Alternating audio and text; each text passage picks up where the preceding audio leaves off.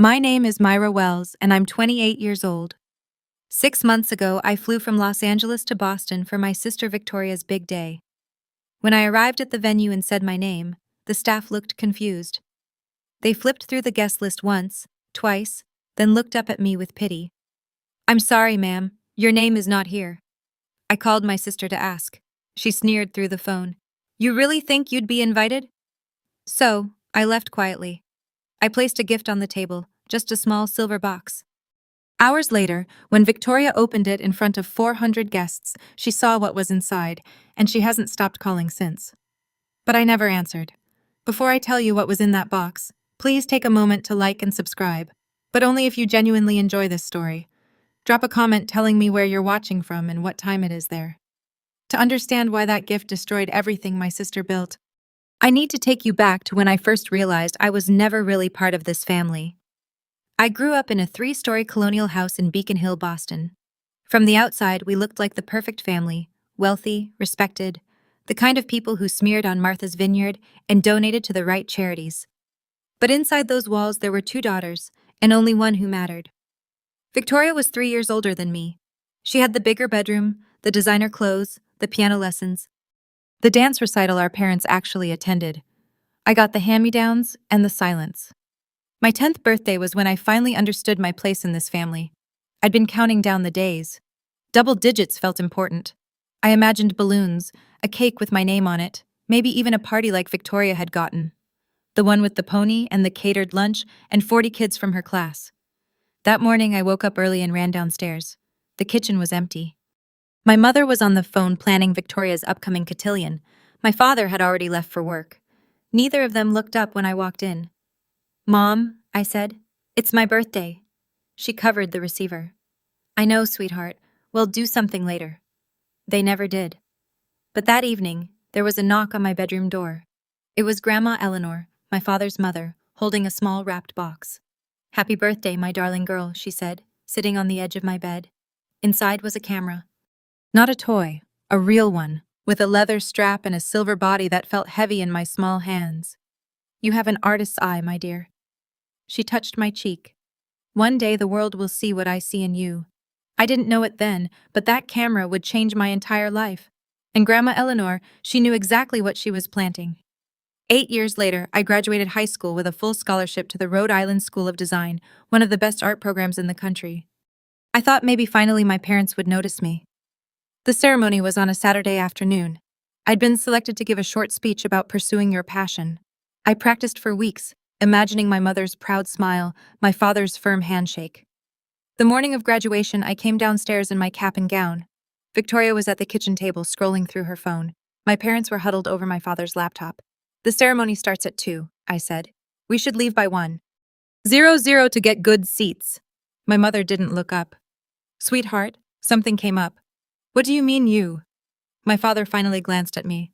"Victoria has a networking event with Goldman Sachs. It's a huge opportunity for her career. We can't miss it." I stood there in my graduation gown, clutching my speech notes. "It's my graduation. Photography isn't a real career, Myra." My father's voice was flat. "Maybe you should think about business school like your sister." Victoria smirked, but said nothing. I walked to that ceremony alone. I gave my speech to a room full of strangers, and when they called my name to receive my diploma, I looked out at the audience and saw only one familiar face. Grandma Eleanor, front row clapping louder than anyone. Afterward, she took my hands in hers. "Remember, sweetheart," she whispered, "the greatest treasures aren't always the ones people fight over. Sometimes they're the ones quietly passed on." I didn't understand what she meant. Not then, but I would. Years later, standing outside my sister's wedding with a silver box in my hands, I would understand everything. After graduation, I packed 2 suitcases and bought a one-way ticket to Los Angeles. I didn't say goodbye. There was no one to say it to. For the next 10 years, I built my life in silence. I started as an assistant to a wedding photographer, carrying equipment and adjusting lighting. I learned everything I could. I saved every penny. And slowly, client by client, I built something of my own. My family never asked about my work. To them, I was still Myra who takes pictures of strangers. Victoria called occasionally, not to check on me, but to update me on her achievements. Senior marketing director at 29, corner office, engaged to a hedge fund manager. Every conversation was a performance and I was her only audience. I just closed a 7-figure campaign, she said one evening. What about you? Still doing those little photo shoots? I was sitting in my office at the time, the one with floor-to-ceiling windows overlooking downtown LA. The one with awards on the walls and a client list that would make her head spin. I'm doing well, Victoria. Congratulations on your campaign. Thanks. Mom and Dad are throwing me a celebration dinner next week. Obviously, you're not invited. It's just immediate family. I let that sink in. Immediate family. Of course, I said. Have a wonderful time. I hung up and looked around my office. Everlight Studios, my company, $3 million in revenue last year. Celebrity clients, magazine features, a team of 12. Victoria had no idea. None of them did. And for a long time, I told myself I didn't care. I told myself their approval didn't matter anymore. But then Grandma Eleanor died, and everything changed. The call came on a Tuesday morning. I was reviewing contracts when my phone rang. A Boston number I didn't recognize. Miss Wells, this is Harrison Lawson, your grandmother's attorney. I'm sorry to inform you that Eleanor Hartwell passed away last night. The world stopped. Grandma Eleanor was 82. She'd been slowing down for years, but I always thought there'd be more time. One more visit, one more phone call, one more chance to tell her how much she meant to me. I flew to Boston that same day. The funeral was held at Trinity Church, filled with hundreds of people whose lives she'd touched. Grandma Eleanor had been a prominent arts patron. She'd funded galleries, scholarships, emerging artists. She believed in beauty and the people who created it. I sat in the third row alone. My parents were in front accepting condolences. Victoria stood beside them in a black designer dress, dabbing her eyes with a handkerchief. But I noticed something. Between the sympathetic hugs, Victoria kept glancing at my mother, and my mother kept glancing at my father. They were whispering about something. The jewelry collection, I heard Victoria say. Have you talked to the lawyer about when we cannot hear? My mother hissed. We'll discuss it after. I stared at Grandma Eleanor's casket while my family counted her possessions like inventory. She deserved better. We all did. After the service, as people filed out, a hand touched my shoulder. Mr. Lawson, the attorney, gray-haired, kind eyes. Miss Wells, he said quietly. Could you stay after? There's something your grandmother wanted you to have. My heart clenched. Of course. I had no idea that what he was about to show me would change everything. Mr. Lawson led me to a small office at the back of the church. He closed the door and sat across from me, a manila envelope in his hands. Your grandmother came to see me 2 years ago, he began. She was very specific about her wishes. What I'm about to show you is separate from her public will. He slid the envelope across the table. Inside were 2 documents and a letter. The first document was a notarized amendment to her estate. I read the words 3 times before they sank in. The Hartwell jewelry collection. Her entire collection, valued at $2.3 million, was mine. Not Victoria's, not my mother's, mine. My hands trembled as I opened the letter. My dearest Myra, if you're reading this, I'm gone. But I need you to understand why I've made this choice. Victoria sees these pieces as trophies, status symbols to be displayed and envied. But you, my darling girl, you see their history, their meaning. You understand that beauty isn't about possession. It's about preservation. Your mother and sister will be angry. They'll say, I made a mistake, but I've watched you grow into someone remarkable, even when no one else was watching. These pieces belong with someone who will honor them. They belong with you. All my love, Grandma Eleanor. I pressed the letter to my chest, tears streaming down my face. There's one more thing, Mr. Lawson said gently. Your grandmother requested that this remain confidential until you decide the right moment to disclose it. I nodded, unable to speak. I tucked the documents into my bag and walked out of that church with a secret that would sit in my heart for 6 months. I didn't know then that I'd be using it at my sister's wedding. 3 months after the funeral, I heard the news. Victoria was engaged. Marcus Thornton, old money from Connecticut. His family owned half the commercial real estate in New England. It was the kind of match my parents had always dreamed of. Wealth, marrying wealth, status, cementing status. The wedding would be at the Grand Belmont Hotel in Boston. 400 guests, a 6-figure budget, every detail planned to perfection. I waited for my invitation. Weeks passed. Nothing. I checked my mail every day.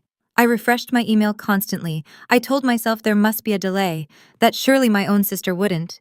Finally, I called my mother.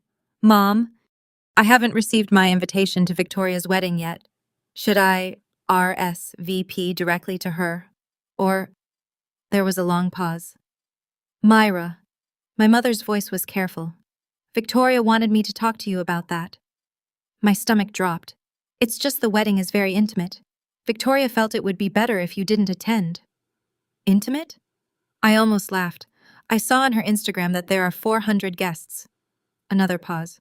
You know how you can be at these events? Awkward. We don't want anything to distract from Victoria's day. I sat in silence, the phone pressed to my ear. I see, I said finally. Thank you for letting me know, Mom. I hung up. That night, I scrolled through Victoria's social media. Photos of her dress fitting, her engagement party, her registry at Tiffany's, comments from hundreds of people congratulating her, 400 guests, but not a single seat for her own sister. I stared at my phone for a long time, and then I made my decision.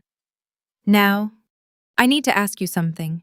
If you were in my shoes, if your own family banned you from your sister's wedding and lied about it being intimate, what would you do? Would you show up anyway? Would you walk away forever? Would you do something else entirely? Drop your answer in the comments. I'm genuinely curious what you'd choose. And while you're thinking about it, hit that subscribe button so you don't miss what happens next. Because what I did, no one saw it coming. I booked my flight 3 days before the wedding, Los Angeles to Boston. One way. I didn't tell anyone. I didn't ask permission. I simply packed a small bag and prepared the one thing I needed to bring: a gift. It sat on my kitchen counter in a silver box with a white ribbon, small enough to fit in my purse, light enough that you'd never guess what was inside. The night before my flight, I couldn't sleep. I kept asking myself if I was doing the right thing. Part of me wanted to stay home, to protect myself from another rejection, to pretend I didn't care. But I did care. That was the problem. For 28 years, I had been invisible to my family. I had accepted their dismissal, their favoritism, their casual cruelty. I had built a life 3,000 meters away and told myself it was enough. It wasn't. I wasn't flying to Boston for revenge. I wasn't going to make a scene or ruin Victoria's day. I just wanted to do one thing. I wanted to give my sister a wedding gift. I wanted to be seen just once as someone who existed. At 6 o'clock in the morning, I put on a simple navy dress, applied my lipstick, and looked at myself in the mirror.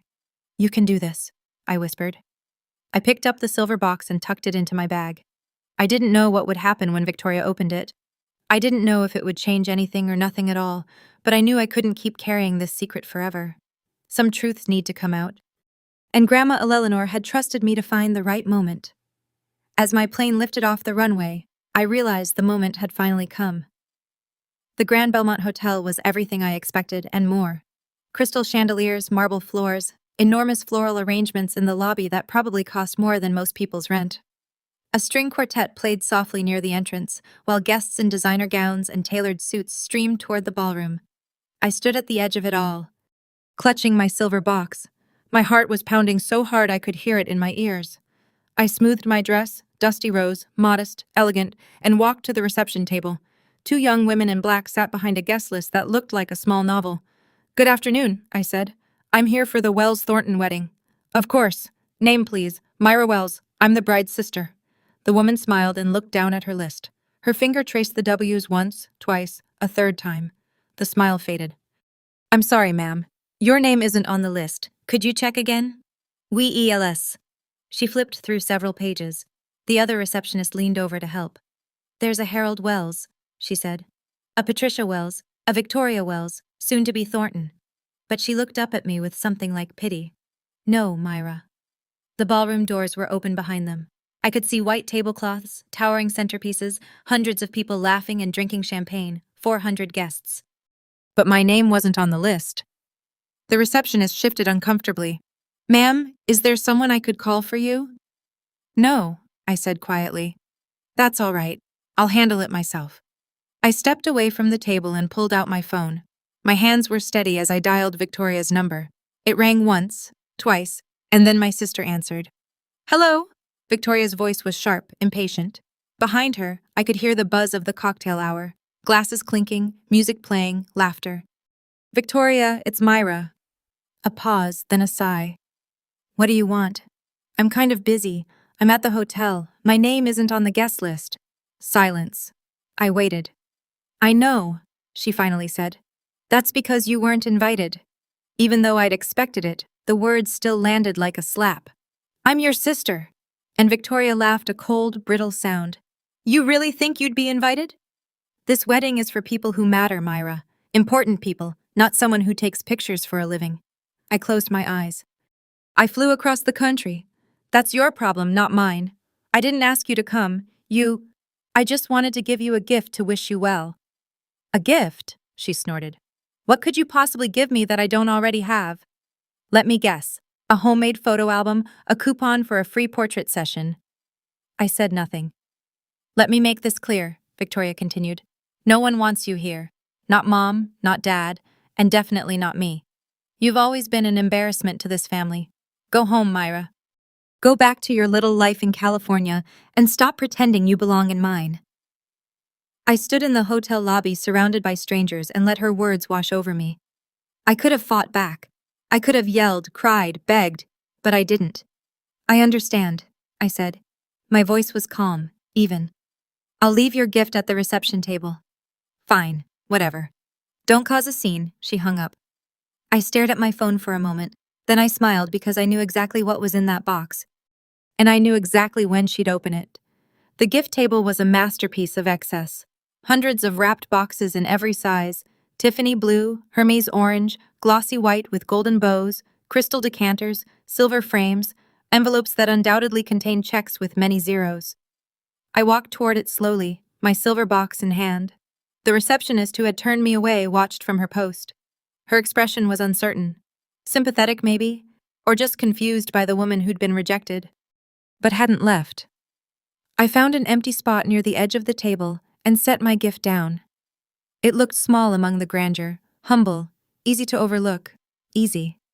I pulled a card from my purse and tucked it under the ribbon. To Victoria, from your sister Myra. Ma'am? I turned. The receptionist had approached, her voice gentle. Are you sure you don't want to stay? I could try to speak with the wedding coordinator, maybe? No, thank you. I gave her a small smile.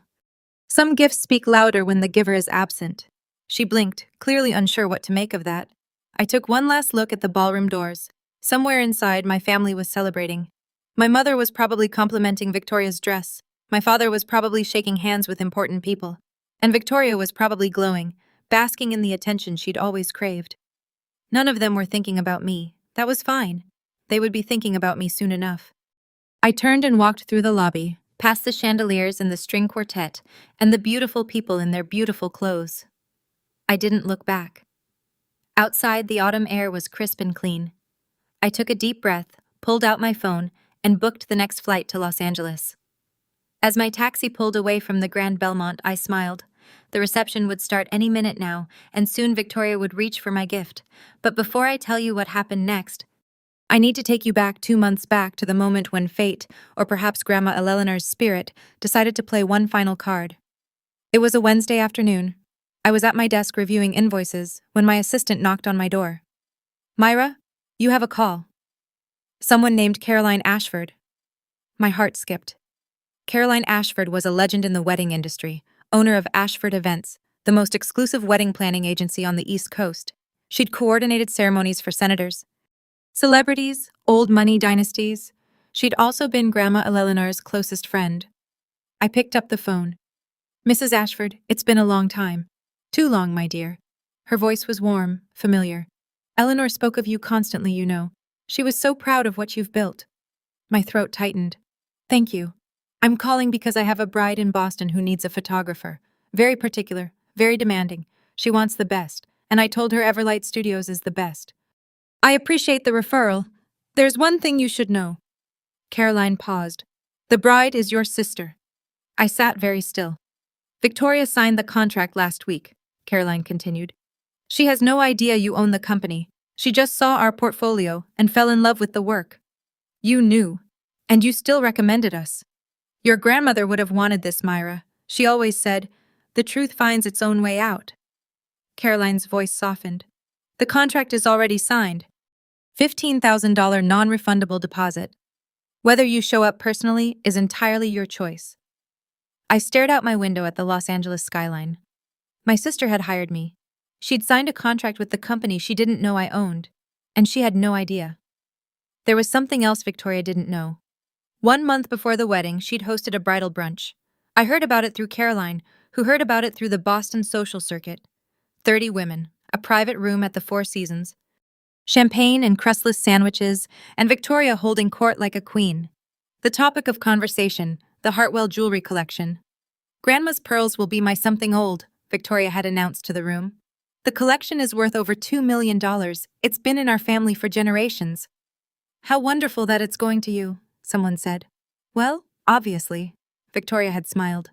I was always Grandma's favorite. She knew I would appreciate those pieces properly, not like my sister. Who wouldn't know a Cartier from a costume piece? My mother had nodded along, sipping her mimosa. Your grandmother would want you to have them, sweetheart. You were always the one she was proudest of. What neither of them knew, the collection was already mine. It had been mine for 6 months. Victoria had contacted Mr. Lawson multiple times trying to claim the jewelry before the wedding. He'd politely deflected, citing ongoing estate matters. She assumed it was just paperwork delays. She'd even commissioned a custom display case for her dressing room, ready to receive her inheritance. She'd told Marcus's family about the collection, old money impressed by old jewels. She told her friends. She'd probably already planned which magazines to show them to, and all of it was built on a lie she didn't know she was telling. She believed she was entitled to those pieces. She believed Grandma Eleanor had loved her best. She was about to find out how wrong she was. And 400 of Boston's finest would be watching when she did. Now back to the present. My taxi dropped me at Logan Airport just as the sun was setting over Boston Harbor. The reception would be starting soon. Dinner service, toasts, the cutting of the cake, and at some point, according to our family's tradition, the bride would open gifts. I found a seat in the airline's VIP lounge and ordered a coffee.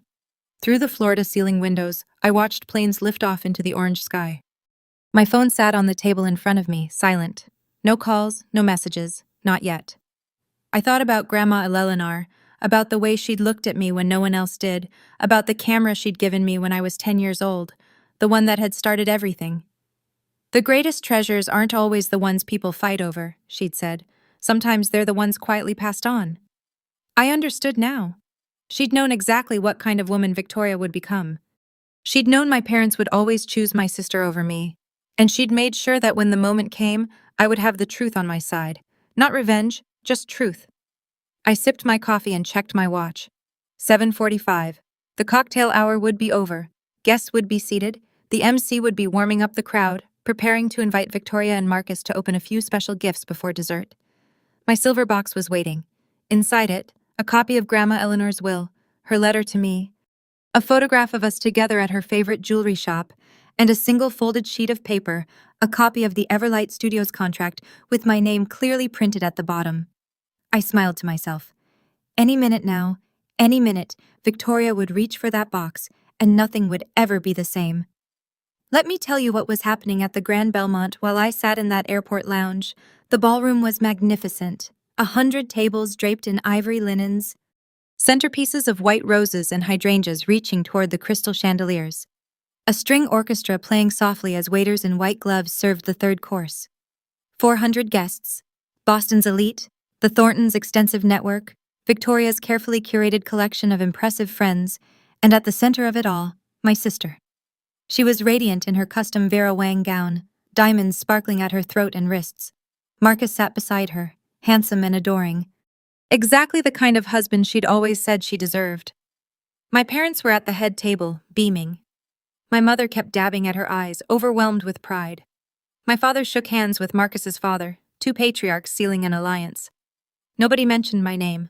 Nobody noticed the empty chair that should have been there.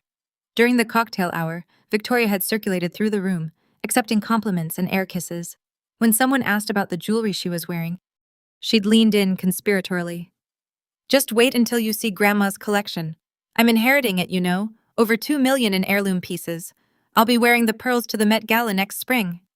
Her guests had oohed and awed appropriately. Now, as dessert was being served, the MC took the microphone. Ladies and gentlemen, it's time for a special moment. Our beautiful bride and groom would like to open a few gifts before we cut the cake. Victoria clapped her hands in delight. Marcus smiled beside her. A table piled high with presents waited nearby, and sitting at the edge, almost hidden among the Tiffany boxes and Hermes packages, was a small silver box with a white ribbon. Victoria didn't notice it, not yet. Victoria floated toward the gift table like a queen approaching her throne. "Let's see what treasures await," she announced, and the room laughed politely. She opened the first box, a crystal vase from Bakar. The second, a set of sterling silver candlesticks. Each gift received a gracious smile and a murmur of appreciation. Then her hand landed on the silver box. She picked it up, glanced at the card, and let out a short laugh. "Oh, look," she said loud enough for the nearby tables to hear. "A gift from my sister, the one who couldn't even afford to show up properly." A few guests exchanged uncomfortable glances. Marcus frowned slightly. "Victoria, let's see what she got us. A homemade coupon probably, or one of her little photographs." Victoria untied the ribbon, still smiling for the crowd. She lifted the lid. Inside was an envelope, thick and official-looking.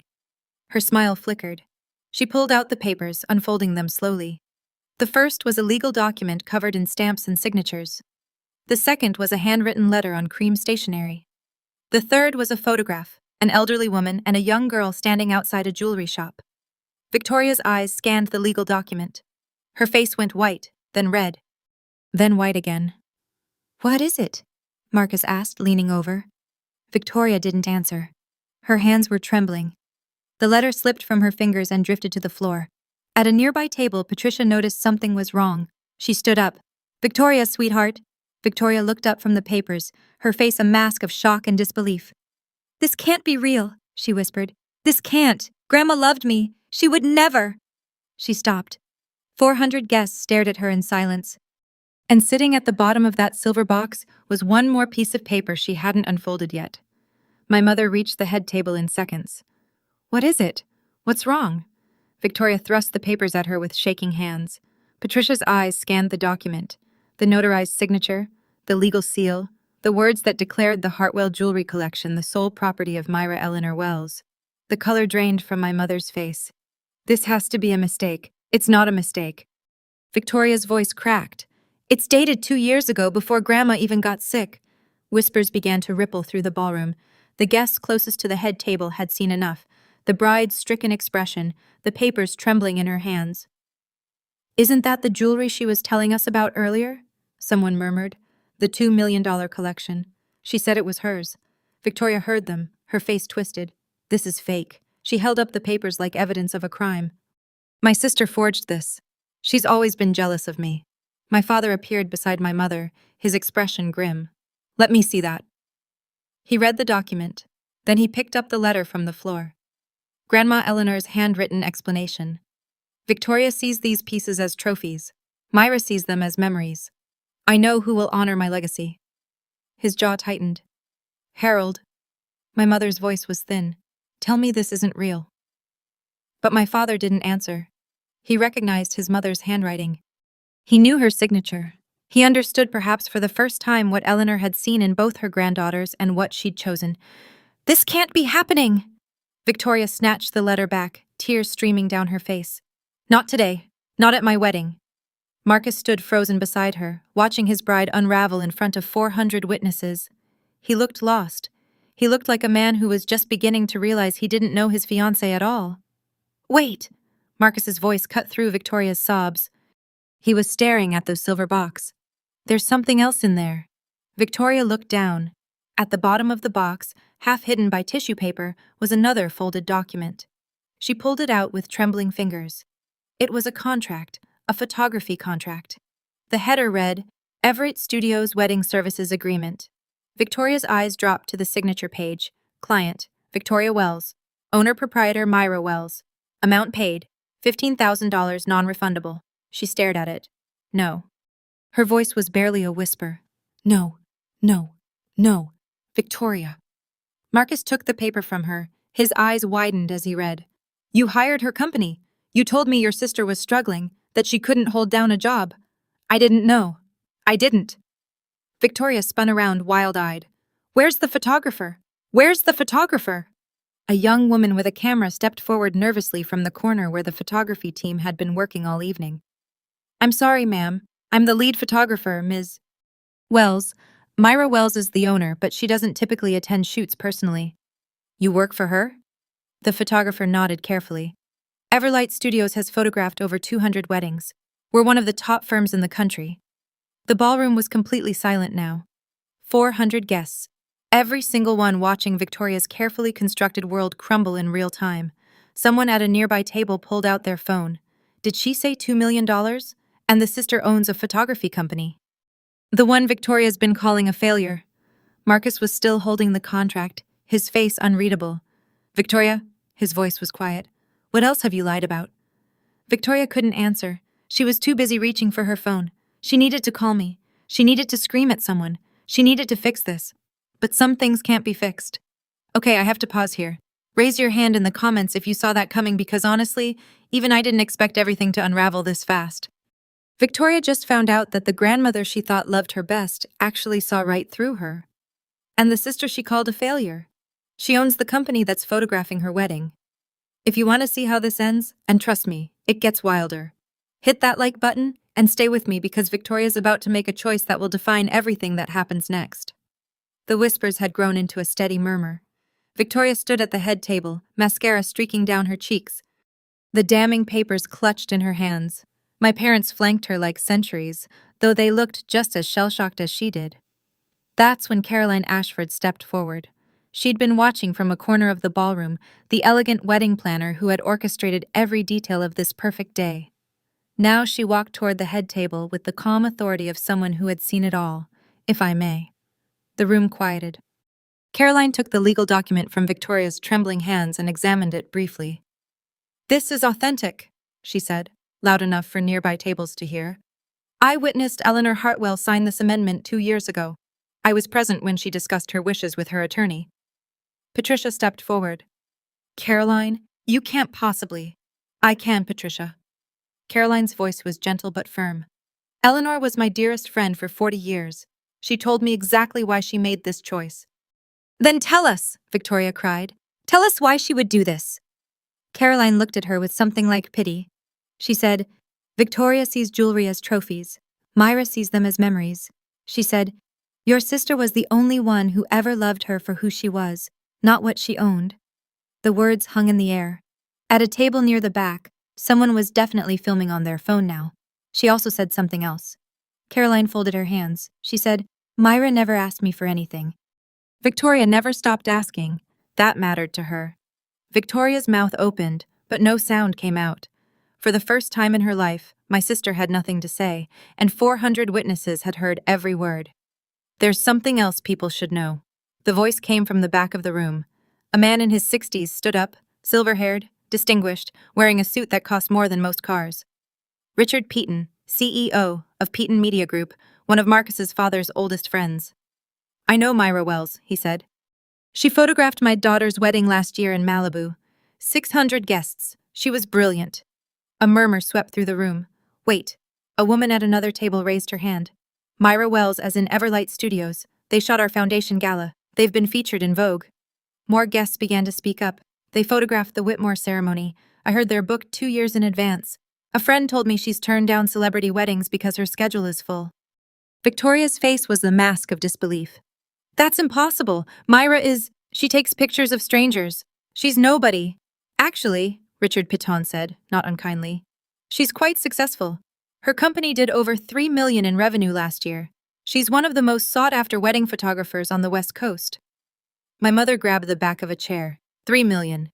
She looked like she might faint. My father stood very still, his face unreadable. But I knew that expression. He was calculating, reevaluating, realizing just how wrong he'd been. "She never said anything," he murmured. "Why would she?" Richard replied. "From what I understand, your family wasn't particularly interested in listening." Victoria spun toward Marcus. "This doesn't change anything. She's still trying to ruin my day. She's still Victoria." Marcus's voice was cold, in a way I'm told no one had ever heard before. "Stop talking." His bride fell silent. And in that silence, the truth settled over the room like dust after an explosion. 3,000 meters away, my phone began to ring. I was still in the airport lounge, nursing my second coffee, watching the last light fade from the Boston skyline. The screen lit up with Victoria's name. I let it ring. She called again and again and again, 5 times, 10, 15. Then my mother's name appeared, then my father's. The messages started flooding in. Victoria, pick up the phone right now. Victoria, you ruined everything. Victoria. How could you do this to me? Mom, Myra, call me immediately. We need to talk. Dad, this is unacceptable. You will explain yourself. Victoria, I will never forgive you for this. Victoria, the whole room is staring at me. Victoria, what was in that box? I watched the notifications pile up. The screen glowed with their rage, their desperation, their demands. 47 missed calls by the time I finished my coffee. I silenced my phone and slipped it into my bag. A gate agent announced that my flight to Los Angeles was now boarding. I gathered my things and walked toward the departure gate, past families reuniting and couples saying goodbye and business travelers typing on their laptops. Nobody in that airport knew what had just happened in a ballroom across the city. Nobody knew that a family was fracturing in real time, that a bride was crying in front of 400 guests, that a truth hidden for years had finally clawed its way into the light. I handed my boarding pass to the agent and walked down the jetway. But just before I turned off my phone, one more message arrived. Not from Victoria, not from my parents, from Marcus. And what he said made me pause. Marcus Myra, this is Marcus Thornton. I'm sorry to contact you like this. I got your number from the Everlight contract. I stood in the airplane doorway, passengers streaming past me, and read his words. Marcus, I need to understand what happened tonight. Victoria is inconsolable. But she won't explain anything. She just keeps saying you betrayed her. Another message appeared. Marcus, she told me you were mentally unstable, that you had issues and couldn't hold down a job, that your family had to cut you off for your own good. My chest tightened. Marcus, I believed her. I never questioned it. I never tried to meet you or hear your side. I'm realizing now that was a mistake. A flight attendant touched my arm. Ma'am, we need you to take your seat. I nodded and walked to my row, still reading. Marcus. The reception ended early. Half the guests left after Caroline spoke. My parents are asking questions I don't have answers to. I don't know what to believe anymore. I buckled my seatbelt as the final message came through. Marcus, I'm not asking you to explain yourself. You don't owe me anything. But I wanted you to know I'm sorry for whatever part I played in this for believing her without question. I stared at the screen for a long moment. Then I typed back me. Thank you for reaching out, Marcus. I have no ill feelings toward you. Whatever you decide about your relationship, I hope you find clarity. His reply came almost instantly. Marcus, the wedding's over, but I don't know if the marriage will be. I need time to think about everything. I turned off my phone as the plane pushed back from the gate. Time. That was the one thing none of us could get back. The flight back to Los Angeles was quiet. I sat in my window seat, watching the lights of Boston shrink below me, thinking about Marcus's message, about Victoria's screams frozen in text, about my parents' demands that I explain myself. The thing is, I didn't have anything to explain. I hadn't forged those documents. I hadn't tricked Victoria into hiring my company. I hadn't done anything except deliver the truth that Grandma Eleanor had entrusted to me. The truth about the jewelry, the truth about who I had become. The truth that my family had refused to see for 28 years. Somewhere over Pennsylvania, I made a decision. I would not call Victoria back. I would not answer my parents' demands. I would not apologize or defend myself or beg to be understood. For my entire life, I had accepted their dismissal. I had made myself small. I had hoped that if I was quiet enough, good enough, successful enough, they would finally notice me. But I was done hoping. As the plane crossed over the Rocky Mountains, I wrote a note on my phone, not a message to send, just words for myself. I won't close the door on them, but I won't hold it open forever either. They have to choose to walk through. That was my new boundary. If Victoria wanted to apologize, really apologize, I would listen. If my parents wanted to know me, really know me, I would give them a chance, but I would not chase them anymore. I would not perform my worth for people who had never bothered to look. I put my phone away and closed my eyes. By the time we landed in Los Angeles, the sun was rising over the Pacific.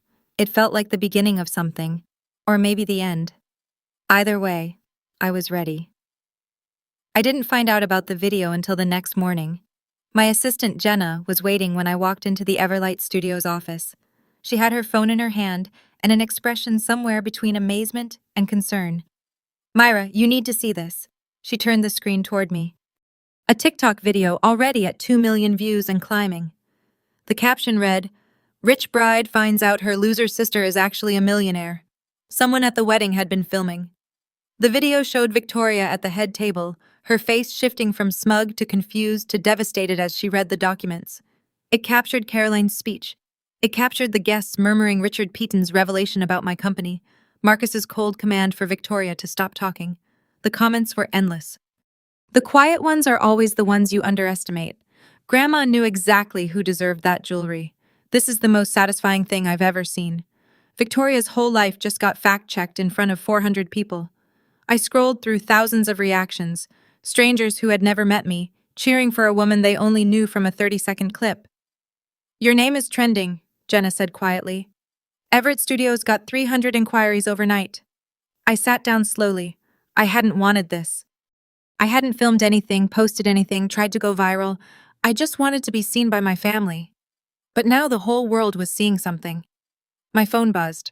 An email from a reporter at the Boston Globe. "Ms. Wells, we'd love to interview you about the viral wedding video." I deleted it. "Cancel my meetings today," I told Jenna. "I need some time to think because this wasn't over. This was just the beginning, and I had a feeling my family would be showing up soon." 3 days later, my mother appeared. I was in my office reviewing proofs from a recent shoot when my receptionist buzzed. "Ms. Wells, there's a woman here to see you. She says she's your mother." I closed my eyes for a moment. Then I stood and walked to the lobby. Patricia Wells stood near the entrance looking utterly out of place. She was dressed in her usual Chanel pearl earrings, silk blouse, perfectly coiffed hair, but her eyes were red-rimmed and uncertain. She stared at the reception desk, at the awards on the walls, at the framed magazine covers featuring Everlight Studios. "This is yours," she said when she saw me. "All of this?" "Yes. You never told us. You never asked." She flinched. I led her to my office and closed the door. She sat in the chair across from my desk, her hands folded tightly in her lap. "I came to talk about what happened. I assumed you ruined your sister's wedding." Her voice cracked. "How could you do that to her?" "I wasn't at the wedding, Mom. I wasn't invited." "You know what I mean? That stunt with the gift." I leaned back in my chair. I gave her Grandma Eleanor's truth. The documents are real. The will is legal. Everything in that box was authentic. But why? Why humiliate her in front of everyone? I didn't humiliate her. She humiliated herself. I kept my voice steady. She spent months bragging about jewelry that was never hers. She lied to her fiancé about me. She told everyone I was a failure. My mother's face crumpled. "Mom." I leaned forward. "I spent 28 years being invisible to this family. I'm not asking for an apology. I'm just asking for honesty." She stared at me. And then, for the first time in my life, my mother actually looked at me. My mother's gaze traveled slowly around my office, the floor-to-ceiling windows overlooking downtown LA, the awards displayed on the shelves, industry recognitions, magazine features, a framed letter from a senator thanking me for documenting his daughter's wedding, the photographs on the walls, each one a testament to a career built in silence. Her eyes landed on a picture of me with Grandma Eleanor taken at her 81st birthday. We were laughing about something, our heads tilted together, and then Patricia Wells began to cry.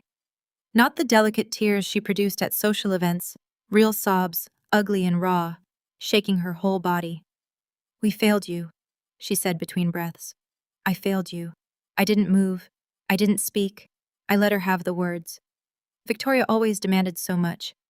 She was loud about what she wanted, what she needed, and you were just quiet. You never complained. You never asked for anything." She wiped her face with trembling hands. "I thought that meant you were fine. I thought you didn't need us." "I stopped needing you," I said quietly, "because I knew you wouldn't be there." She flinched like I'd struck her. I thought she struggled to compose herself. I thought we were giving Victoria extra attention because she needed it more. But that wasn't true, was it? She needed it because we taught her to need it, and you stopped needing because we taught you not to hope. I said nothing. Eleanor tried to tell me. My mother's voice was barely a whisper. She said I was losing you. I didn't listen. I thought she was being dramatic. She looked at me with red eyes. "I don't expect you to forgive me, Myra, but I needed you to know. I see it now. I see what I did." I let the silence hold. Then I nodded. It wasn't forgiveness, but it was a start. Before she left, my mother told me about Victoria. Marcus postponed the honeymoon, she said, her voice hollow. He's staying at his parents' house. He says he needs time to think about everything. About whether he still wants to be married. My mother nodded miserably. The video made things worse. She pressed her fingers to her temples. It's everywhere. 3 million views now. People at Victoria's company have seen it. Her boss called her in for a meeting. They asked her to take a leave of absence until the situation quiets down. I felt a strange heaviness in my chest. Not satisfaction, not joy, just heaviness. There's more, my mother continued. Marcus's parents, the Thornton, they called your father. They asked if there was anything else Victoria had lied about. Their old money. You know, they care very much about family reputation. And Victoria couldn't answer them. She tried. She said you had manipulated everything. That Grandma Eleanor wasn't in her right mind when she made the will. My mother laughed bitterly. But Caroline Ashford is friends with the Thornton. She told them the truth. So Victoria had lost more than the jewelry. She'd lost Marcus's trust, his family's respect, her professional reputation, the perfect image she'd spent her whole life constructing. She blames you, my mother said. She says you destroyed her life on purpose. I didn't destroy anything. I just stopped pretending. My mother stood to leave, gathering her purse with shaking hands. At the door, she turned back. Eleanor always said you were the strongest of us all. Her voice cracked.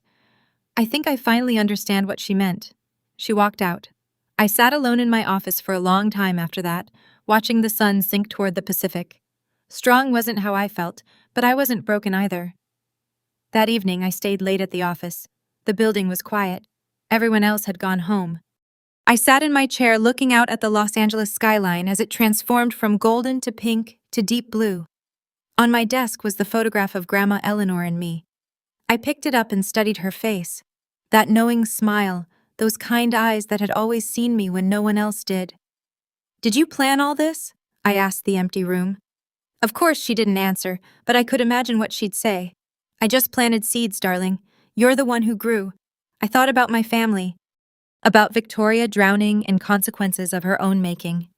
About my mother finally opening her eyes after 28 years. About my father probably recalculating everything he thought he knew about his daughters. I didn't want to punish them forever, but I couldn't go back to being invisible either. I made a decision sitting there in the fading light. The door to reconciliation would not be locked. If Victoria genuinely apologized, not blamed me, not made excuses, but actually took responsibility, I would hear her out. If my parents wanted to know the real me, I would give them that chance. But I would not chase them. I would not perform for their approval. I would not make myself small to fit into the space they'd assigned me. They would have to come to me as equals or not at all. I wrote it down in my journal. I won't close the door on them, but I won't hold it open forever either. They have to choose to walk through. That was my boundary. Clear, firm, unbreakable. For the first time in my life, I knew exactly what I deserved, and I wasn't willing to accept anything less. A week after my mother's visit, I went to the bank. The Hartwell collection was waiting for me in a private vault. 12 pieces of exquisite jewelry that had been in my grandmother's family for generations. Pearl necklaces from the 1920s, Art Deco diamond earrings, a sapphire brooch that had once belonged to a duchess. I held each piece carefully, thinking about the hands that had worn them, the stories they carried, the love they represented. Victoria had wanted these as trophies, status symbols to photograph and display and brag about, but Grandma Eleanor had seen them differently. Beauty isn't about possession, she'd written in her letter. It's about preservation. I understood now. I arranged for the most historically significant pieces to be loaned to the Boston Museum of Fine Arts, where they would be displayed in the decorative arts wing with a plaque honoring Eleanor Hartwell's legacy. The rest I would keep safe. One day, if I had children, they would inherit them along with the stories of where they came from and what they meant. As I was leaving the vault, the bank manager handed me a sealed envelope. This was in the safe deposit box as well, Miss Wells. We didn't notice it before. Inside was a short handwritten note. My darling Myra, one more thing I didn't tell you. I left Victoria something too. A small pearl bracelet that was my mother's. Simple, not valuable, but meaningful if she could understand its worth. I hope someday she will. Love always. Grandma Eleanor. I stood in the bank lobby and let the tears fall. Even in death, my grandmother had hoped Victoria might change. Maybe she would. Maybe she wouldn't. Either way, I would honor Grandma Eleanor's memory. The only way I knew how, by being the person she always believed I could be. 6 months have passed since Victoria's wedding. I'm still in Los Angeles, still running Everlight Studios, still building the life I created from nothing. The viral video eventually faded, as these things do. My name is no longer trending. The reporters stopped calling, but some things are different now. My mother calls once a week. Awkward, halting conversations at first, neither of us knowing what to say. But slowly we're learning. She asks about my work. I tell her. She listens. It's a beginning. My father sent a letter, 3 pages, handwritten, apologizing for years of blindness. I haven't written back yet. I'm not sure what to say, but I'm thinking about it. Victoria and Marcus are in couples therapy.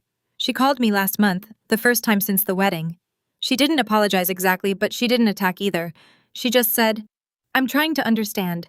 Maybe that's all she can offer right now. Maybe someday it will be more. I've learned something through all of this. The best response to contempt isn't revenge. It's not proving them wrong or rubbing your success in their faces. It's building something real. It's protecting what matters. It's knowing your worth so deeply that no one's opinion, not even your family's, can shake it. I didn't show up at that wedding to destroy my sister. I showed up to finally be seen.